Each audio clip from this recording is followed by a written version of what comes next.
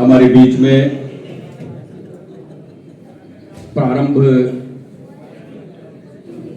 और पूरे परिवार को एकता के सूत्र में शासन और प्रशासन में जीआरएस संगठन की पहचान बनाने वाले प्रदेश अध्यक्ष आदरणीय रोशन परमार जी, जाबाज योद्धा और संघर्षशील प्रतिभा के धनी रोजगार सहायक महासंघ के सम्मानित प्रदेश अध्यक्ष आदरणीय रितेश तिवारी जी, और निश्चित रूप से महिला सशक्तिकरण और बेबाकी से अपनी बात को शासन प्रशासन और हम सभी के बीच में रखने वाली हमारी छोटी बहन महिला प्रदेश की अध्यक्ष रानू राजपूत जी, साथ ही हमारे सहज आमंत्रण पर यहाँ पर विराजमान दमोह जिले से आई हमारी छोटी बहन स्नेहलता जी, रंजना जी, सभी सम्मानित जिले के अध्यक्ष, सबका नाम मैं जानता हूं और सबका नाम लूंगा तो जितेंद्रपुर मंजू राजा जी का जो 5 मिनट का समय है उसकी मर्यादा का खंडन होगा। सभी जिलों से आए हुए सम्मानित जाबाज रोजगार सहायक साथियों, जिन्होंने मध्य प्रदेश को स्वर्णिम मध्य प्रदेश बनाने में अपनी अहम भूमिका अदा की, अपना पसीना बहाया, अपनी जवानी बहाई और लोगों के दुख दर्द बैठाकर अपने लिए दुआएं भी अर्जित की। मैं मानता हूं कि सरकार ने हमारे साथ छलावा किया।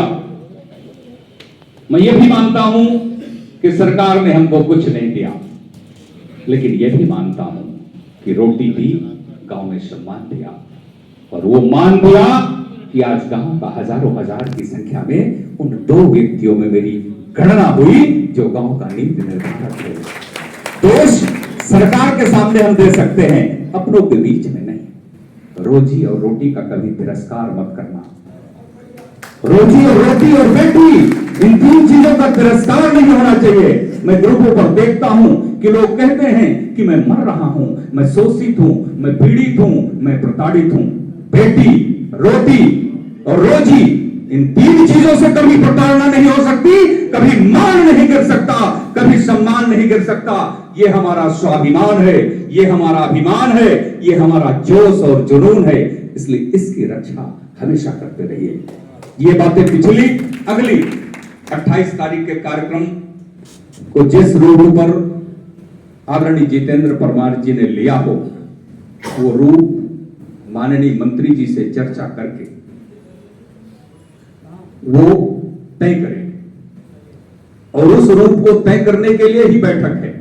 आप सभी का सुझाव आया कि जो माननीय मंत्री जी की बैठक हो, कार्यक्रम हो, महासम्मेलन हो, वो व्यापक रूप में हो और हजारों हजार की संख्या में हम जीआरएस परिवार उस कार्यक्रम में उपस्थिति दें, जिससे पहला कार्यक्रम उनके दिलों पर एक अमिट छाप छोड़ जाए और जीआरएस परिवार मंत्री जी से सीधे जुड़ जाए। क्या देंगे क्या नहीं देंगे, ये कोई बहुत बड़ा विषय नहीं है, ये बहुत बड़ा प्रश्न नहीं है, लेकिन मैं इतना जरूर जानता हूं कि आपने बेटी का विवाह घर पर किया है और हमको कार्ड दिया है, रोशन जी और रितेश जी को भी कार्ड दिया है।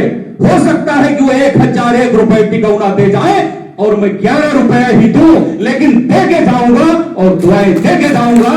तो ऐसा नहीं है कि यदि मंत्री आएंगे तो हमारे आंसू नहीं पहुंचेंगे, हमको कुछ तत्कालिक रूप में दे के नहीं जाएंगे, दे के जाएंगे, इसका भरोसा रखिए। मन को विभिन्नताओं के बीच पर लेके जाने की जरूरत नहीं है, जीवन में हमेशा पॉजिटिव चलने की जरूरत है।